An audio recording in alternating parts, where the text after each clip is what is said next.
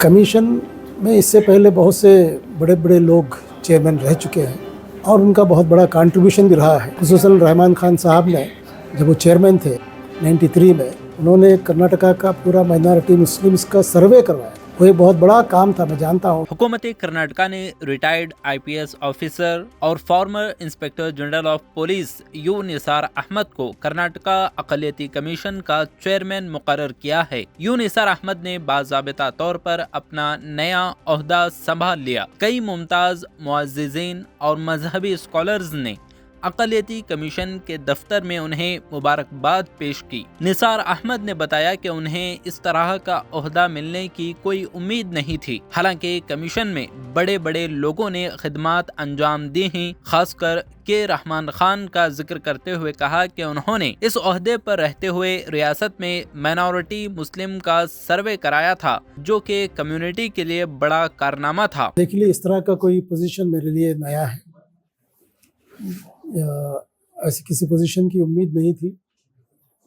ये कर्नाटक सरकार, खुसूसन हमारे चीफ मिनिस्टर, माइनॉरिटी मिनिस्टर ज़मीर अहमद खान साहब, जनाब नसीर अहमद साहब, इन तमाम की कोशिश से उन्होंने ये एक पोजीशन स्टेट माइनॉरिटी कमीशन की चेयरमैनशिप की, आज ही उसके आर्डर्स इशू करवाए हैं गवर्नमेंट से और मैंने आज ही चार्ज लिया है। कमीशन में इससे पहले बहुत से बड़े बड़े लोग चेयरमैन रह चुके हैं और उनका बहुत बड़ा कंट्रीब्यूशन भी रहा है। खुसूसन रहमान खान साहब ने जब वो चेयरमैन थे 93 में, उन्होंने कर्नाटका का पूरा माइनॉरिटी मुस्लिम्स का सर्वे करवाया।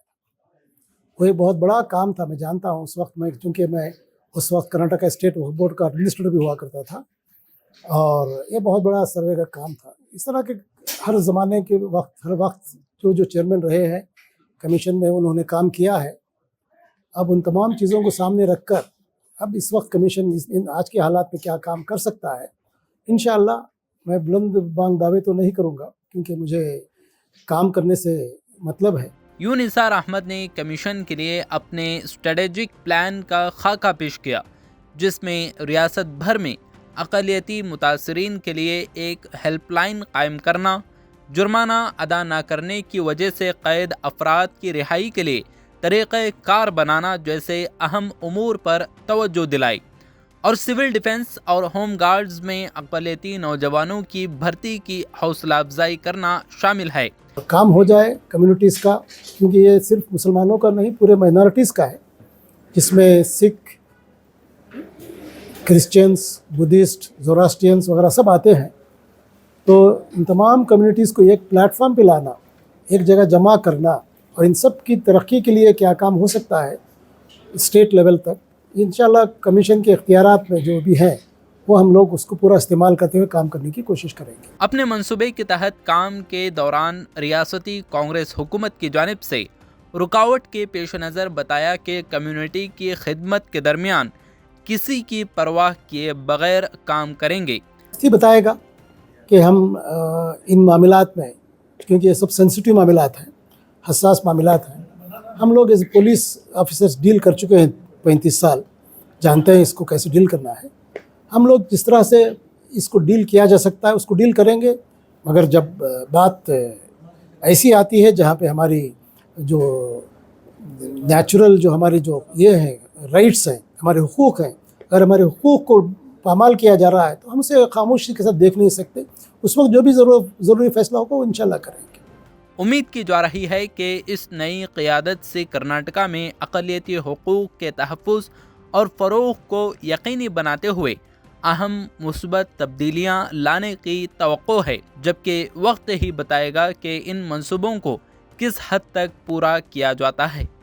देखिए, जहाँ तक मैं समझता हूँ कमीशन का काम गवर्नमेंट को रिकमेंडेशंस करना है, वेलफेयर के लिए जो भी काम हो, और कोई भी काम वेलफेयर का शुरू करने से पहले उस सब्जेक्ट का सर्वे करना बहुत अहम है।